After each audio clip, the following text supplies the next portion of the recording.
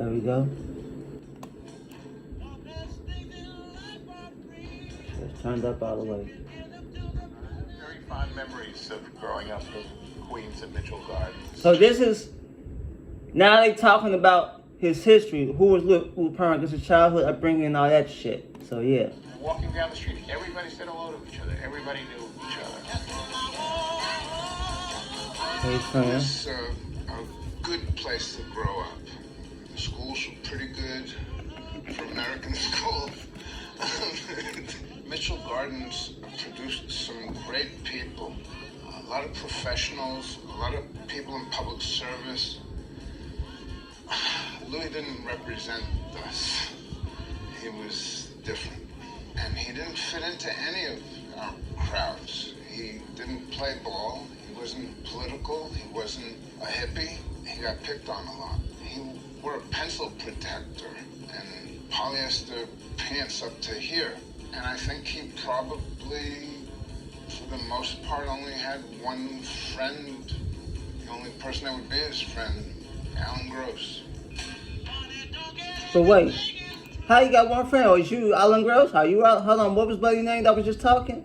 He said, cause it said Buddy was his childhood friend, but then he gonna say he only Lou Pearlman only had one friend. So was that you? Hold on, what's your name, my boy? 3507. All right. It was Louis didn't represent the pencil protector and polyester pants up to here. And I think he only had one friend.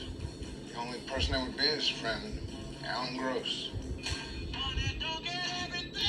So I'm confused. How you gonna say Alan Gross was his only friend, but then they went and said that this was his childhood friend? I'm confused, dog.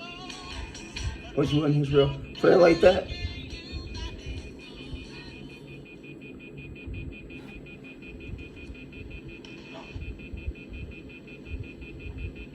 Yeah, phone off the hook and shit. House phone. I was an only child.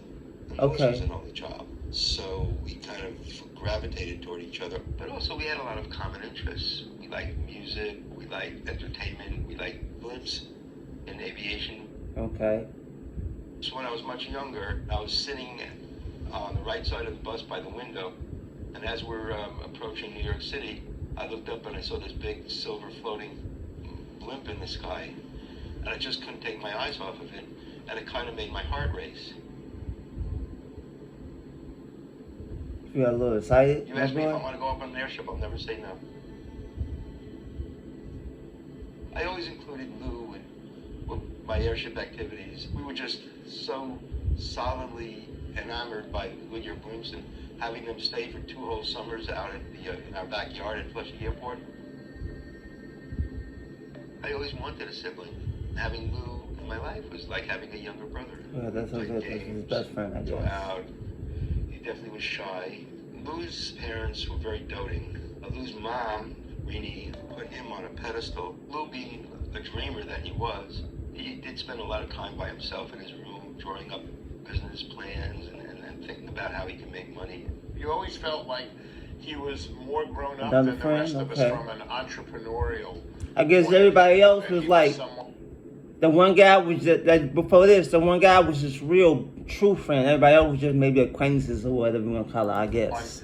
who was going to figure out how to make a lot of money, and that was important to him. Lou always talked about himself as this like child prodigy of business, you know, and he would always tell this story as an example of his like entrepreneurial genius at a young age, that he had this paper route that started with this kid David, who he went to work for. I had a great paper route. It was the New York Post, probably 100 papers a day. And if you were lucky, you got some tips, so maybe you made $15 a week. The story continues on that David wants to get out of paper route. And so he offers to sell to Lou for $500. So that's a lot of money for little Lou Pearlman to come up with. Exactly. Brilliant Lou Pearlman decides that instead of buying just one paper route, he's going to get multiple paper routes. From there, he hires a whole team of newspaper delivery boys to set out delivering all these papers for him. He decides to take it another step and create this fully customized experience for each one of the customers. Finds out exactly how do they want the newspaper delivered. In the door, do they want it under the door? Do they want it under the mat? And he starts making these index cards cataloging exactly how each customer wants the newspaper delivered. He then decides to do something that's never been done before, do a deal with Dunkin' Donuts, so that customers can have their Sunday brunch delivered along with the Sunday paper. So now he's got this full-scale business of all these newsies. Bullshit. You think he did? You think he really did? You really had a mind like this? A business mindset like this as a kid? I don't know. Not only was he able to pay back the initial $500 with interest, but he also made this huge profit.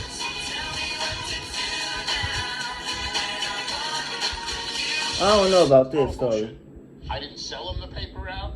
He had nothing to do with the paper route. We didn't have the ability to sell paper routes. I don't know. I think Louis lied to himself. Exactly. See, I knew that was some bullshit. My dad would say, God, that guy. He goes, I asked him a question and he never answered it. He dodged questions by making you think that he answered it and talking about so many things that were like on the subject but off the subject and diverting everything to something else. He bragged a lot. You never knew what was fact or what was fiction. One of the things he said was that he was a cousin of Garfunkel from Simon and Garfunkel. But he used to say that, and we didn't really believe him. When Lou turned 13, he was telling people that they should come to his bar mitzvah because his cousin Art Garfunkel would be there. At this point, Simon and Garfunkel was one of the biggest musical acts in the country. Yeah. There are times when I'm singing one of Paul's songs that I feel the song is really very personal and probably shouldn't be sung by anyone other than the writer. Because of Lou's penchant for fibbing, a lot of kids didn't believe him, but they decided to show up. And sure enough, halfway through the bar mitzvah, all of a sudden, Art Garfunkel appeared. And I think that is an extremely important moment in Lou's life, not only because it was a brush with fame, but perhaps even more significantly, I think it was Artie's amazing harmony voice. That's what he was looking for in that hangar in Orlando. I had heard that people saw him. So Simon Garfunkel is real cousin? Old boy showed up, so that's real cousin, or he just pulled some strings to get celebrity to come perform at his party? Kind of thing. So, I absolutely believe that. One fact was true. Art Garfunkel was Lou Pearlman's in. He always would take a little nugget of something to make everything seem legit. It brought him attention and made him feel like people might want to know him.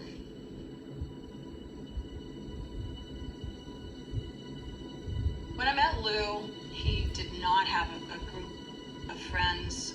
He had Alan. He even told me one time, which I found so sad, that when he was little or growing up, he was the fat kid in school, with the glasses, the nerdy kid. And he felt that nobody liked him. He said to me, one day I'm going to be rich, and when I'm rich, people will like me. Okay. Louis was a busy guy. He always had something going. You didn't know what he was going to wind up doing, but you knew he was going to do something. I don't think any of us thought Louis was going to become this big entrepreneur or boy band executive. I thought he'd take over his father's dry cleaning business.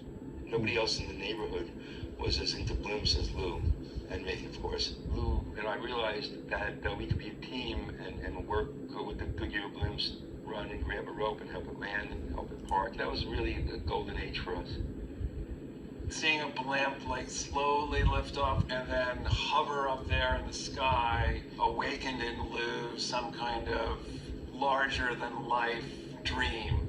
I think the blimp is like the essence of that spectacle that Lou was trying to create with his boy bands. Lou attended Queens College and studied business. and came up with a plan. He was able to see the commercial opportunities. I used to work for Goodyear, and that's what gave me some of the ideas to go ahead and get into the book business. I saw all the great potential, never tire of it. It's amazing. Lou and I decided to try to start a balloon company. Lou named the company Airship Enterprises Limited. Okay. He got in touch with a company that they use balloons in logging. And they said they're nowhere near as big as these giant blimps, and you can buy one. It's only $10,000. He Okay. approached Jordache, the gene maker. He bought the logging blimp. Jordache was expecting a really top-of-the-line airship. He deceived the client, and he deceived everybody, including me. It was 16 or 17 years old, twice its useful efficiency, and it was showing its age. So on the day that it was supposed to fly up to New York for the Jordache party on October 8th, it was going to crash. Damn. Good evening. It was built as the ultimate weapon in the Great Jeans War. A spanking new blimp commissioned to flash the name Jordache. It ran afoul of gusting winds. Placed across the pine trees, the ship's helium bag painted with $50,000 worth of real gold. I think Lou's intent was to commit insurance fraud right from the get-go. Lou had the blimp insured for $3 million. And, you know, as I said, he bought it for $10,000. You know, maybe he added some stuff to it. And it had He bought for $10,000, but was insured for $3 million. If it gets fucked up, he could collect that $3 million. Insurance, man. crash so that he could actually put in an insurance claim. I didn't understand what was going on. I felt totally betrayed by Lou, and I let him know it. You're doing too much research, Alan. Listen, there's certain things you should stay out of, because by opening up the doors, you can ruin it for everybody. As long as I'm in control of the company, running it, and knowing what happened, I will tell the truth, the God's honest truth. The people who are fighting me will be damn sorry. And I'm a bitch when I have to be a bitch, okay?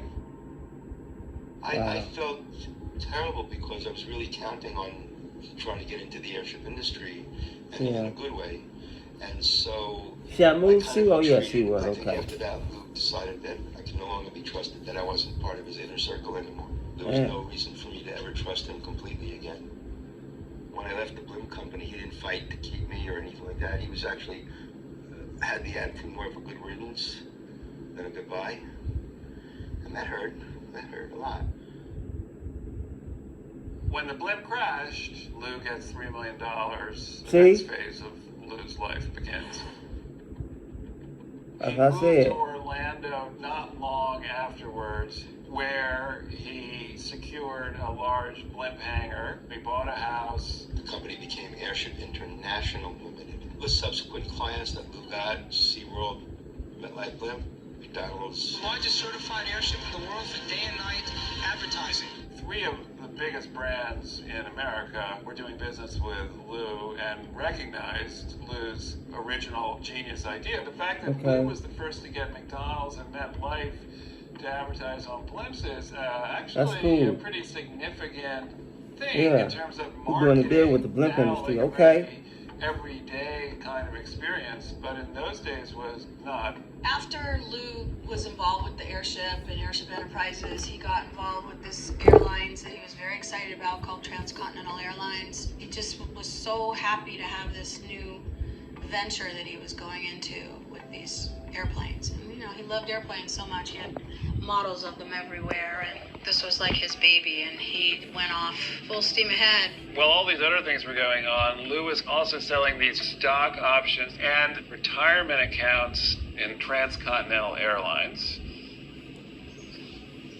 I first found out about the investments from a friend of mine. He said, if you got some money to invest, I've got a program ran by a gentleman through Transcon called Lou Pearlman. When I first met Lou, he was very jovial, easy to talk to, very impressed by everything I see. Letters of accommodation, appreciation, and of course the key of the city. And he says, I'm going to show you why your money's safe. So he pulls out the FDIC documents, he pulls out AIG, he pulls out Lloyd's of London, Reassurance. But the way his company's booming, I'm pretty sure it's going to be going up. This is a picture of my husband, Andy Masick, World War II veteran, was a prisoner of war in Germany for 9 months. He's my hero. Okay. My friend Luther and his wife also invested with Lou. And they're the ones that told us about it and told us what a good deal it was. My parents didn't spend an extra penny on anything. They were excellent cooks. We'd rather cook at home. And here they were retired, not spending a penny. They never went on vacation. If they went on vacation, it was to see my sister somewhere. Never thought my father had this much money, ever. And he wanted to leave something to us. And then we were introduced to this opportunity, and it looked good. Passive, ridiculous returns on the money. He used it from Transcontinental to TCF. It was a special account that TCA had, Transcontinental Airlines had. And he goes on to explain, well, you know, he essentially was a producer of the boy bands NSYNC, Backstreet Boys, and so on. So that caught my attention. I was impressed. He's sitting behind the desk and he's on the phone talking to, you know, Barry Gordy or whoever in the music business when you come in. And then he says, oh, I gotta let you go. I got an important person here. And he puts the phone down and now all of his attention's on you. And this could all be yours. We were in New York flying out and he said... They just went back to the boy band days? Bruh. You feel what I'm saying? They just skip right over back to the boy band days when they was talking about a girl and her family and how her family was getting scammed out of money by the blimp industry that he was a part of, blimp business he had. Then they gonna fast forward back to the boy band era. I'm confused. Oh, we're gonna fly one of my planes that I'm thinking of buying. Lou gets on the mic. Everybody put your tray tables and seats down. Nobody cares. One of the best bits of advice we've ever been given in our entire career was from the original Temptations. And after our performance, one of them said to us, you know, don't ever forget that this is show business. Always remember that while you're doing your show, your business could be walking out the back door.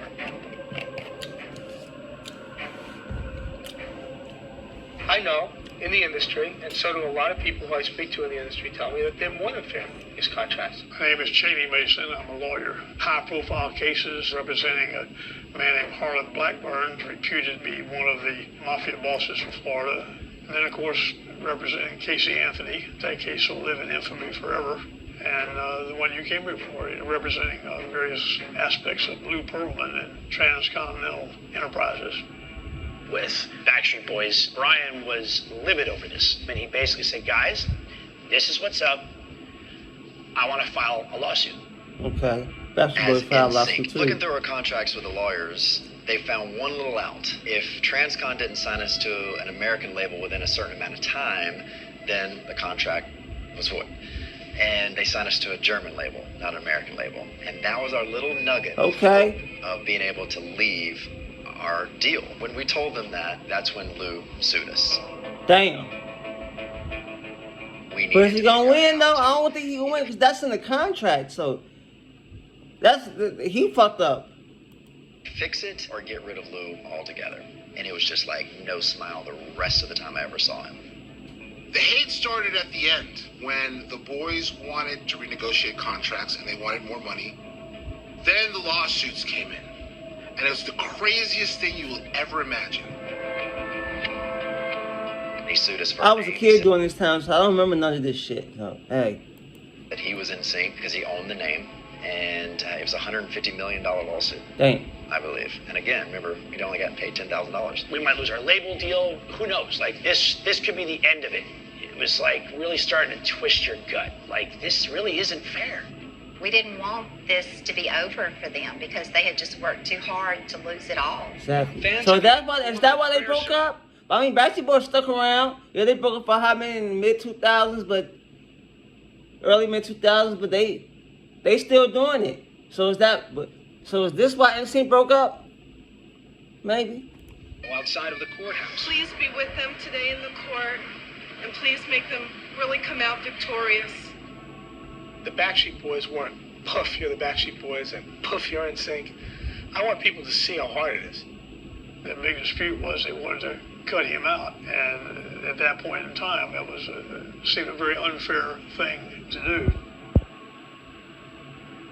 You know, the bottom line is that Mr. Pearlman had invested several millions of dollars to recruit these kids and to provide dance lessons and voice lessons, and music lessons, and all this sort of stuff to create them. He puts it in blimp terms. If I rent a blimp for $200,000 a month for 12 months, this is what you're going to pay me. But that's not how it works in the music business. So right. If the band is starting out at zero and all of a sudden make $1 million in 6 months, you can't not pay them for the work that they do. You have to change your agreement as it goes along and the band gets successful because the power is now with them. That was probably one of the most stressful days of my life. All 5 of the guys are on the side of the wall over there with their little suits and ties on, and the judge is up there, and Lou's over here with all his lawyers, and we as parents are sitting there and just holding each other's hands. The kids should take a step back and say, how did I get here? Who took the risk? Who put up all the money? Who's my real big papa? We had to break our contract with Lou. In order to do that, we went to the court and said, we have the name NSYNC, and he is not a part of that name. That judge looked at us, looked at Lou, and said, so you, sir, are saying that you are NSYNC, and these 5 guys who my daughter has their poster on her wall is not NSYNC. She's like, that doesn't make sense. And she sided with us. Good. She let us out of that contract. Good. As Backstreet Boys went a little differently. We went ahead and filed a lawsuit. You know, we basically put money aside that was the 1/6 for Lou, kept that in a separate escrow, and the minute we were done with everything, we cut him a check, and we were free. And Lou was no more. Okay. So they was making, at least Backstreet Boys was making a little some piece of change. They was able to buy him out. Okay, cool. We trusted him. There was so much trust we put into him. And it really sucked to see suddenly that business, almost evil, cold, come out on his face. It was the first person that stabbed me in the back, the first person that I realized I couldn't trust, the first person that I could look back and just hear the lies to my face, and then also say, yeah, I don't want to renegotiate. You owe me everything. And just be so mean-spirited about it. I never in a million years thought a person that I entrusted my life with and owed my career, my life to, everything at that point in my life could do something like this. I think deep down in his heart, that's really what he wanted to be, was the 6th member of the group. I think that's how he really wanted to see himself. And I think he wanted those boys to see him that way too, and if he hadn't taken advantage of them, they would have.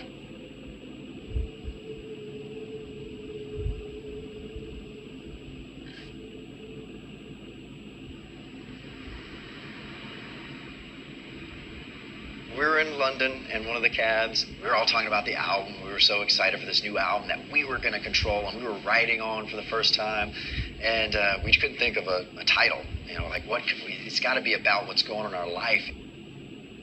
Where are we at? 50. So yeah, I think I'm going to end it here for this one. Let me know if you're enjoying this like I am. Like, subscribe, comment, share, do all that. Come back with part, I think there's 3, so part 4. And I'll catch y'all next one. Peace.